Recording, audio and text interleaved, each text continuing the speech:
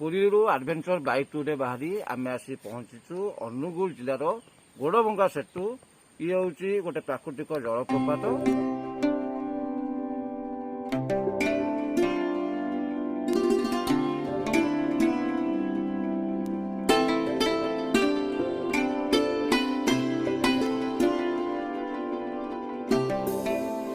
सुंदर जगह किंतु पर्यटन विभाग एपर्यंत यार विकास करि पारि नहीं।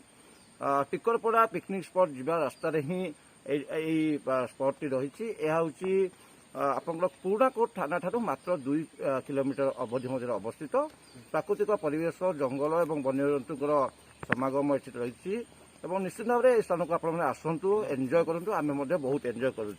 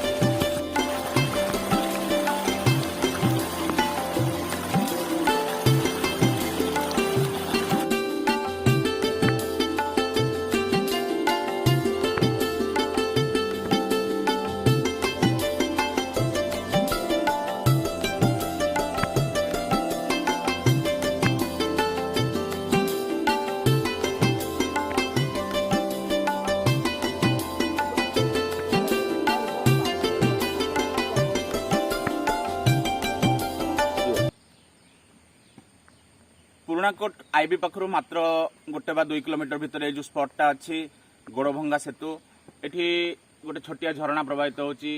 ए जगह जी जो भाई भाव में पत्थर नेचुरल अरेंजमेंट अच्छी तो यह एक आनंदप्रद जगह। ये जब पर्यटक मैंने आसवे से भी उपभोग करेंगे।